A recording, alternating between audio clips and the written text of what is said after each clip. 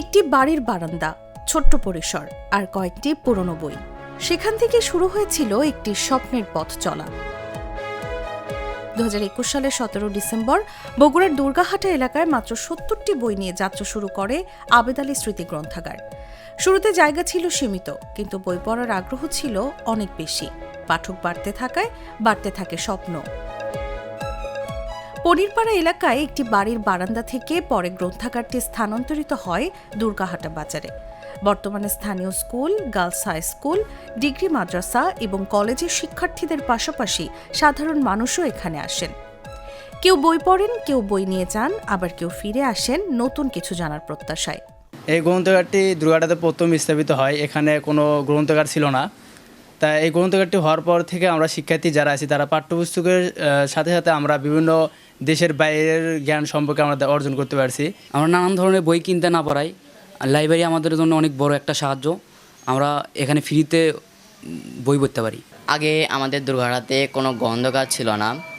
বর্তমানে একটি আবেদ আলী স্মৃতি গ্রন্থাগার হওয়ায় আমরা এখান থেকে অনেক সুযোগ সুবিধা পাই এবং ফ্রিতে বই পড়তে পারি।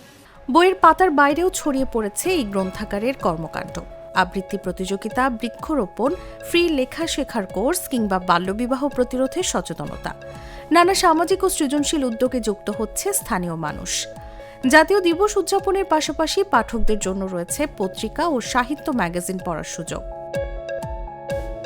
শুরুতে কয়েকজন দাতা সদস্য বই, অর্থ, টেবিল ও বুকশেলফ দিয়ে এগিয়ে আসেন।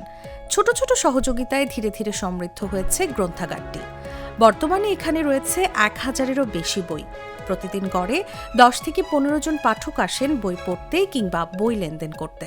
আমি আমার দাদার নামে স্মরণ করে আবেদ আলী স্মৃতি গ্রন্থাগারটি আমার বড় দাদা লোবানু মোল্লাকে প্রতিষ্ঠাতা করে আমরা 2021 সালের 17 ডিসেম্বর শুক্রবারে শুরু করি আমার বাড়ির বারান্দায় 70টি পুরাতন বই নিয়ে। আমাদের গ্রন্থাগারে 1000 প্লাস বই রয়েছে। বিভিন্ন মানুষ আমাদেরকে বই দিয়ে এবং র্যাক দিয়ে বিভিন্ন কিছু দিয়ে সহযোগিতা করেছে। সবার সেবার জন্য উন্মুক্ত। আমাদের গ্রন্থাগার সকাল 9টা থেকে 10টা পর্যন্ত খোলা থাকে।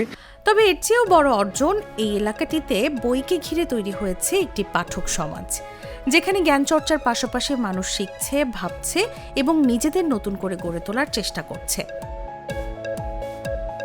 শহরের মতো হয়তো নেই বড় অবকাঠামো, নেই আধুনিক সব সুযোগ সুবিধা, কিন্তু আছে বই, আছে পাঠকের আগ্রহ, আর আছে কিছু মানুষের এগিয়ে যাওয়ার স্বপ্ন।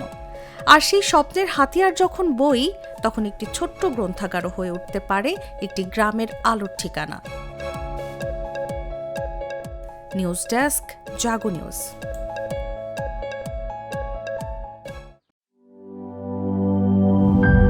আরএফএল SWR পাইপই মাপে যা বলে তাই দেয়। RFL SWR pipe and fittings.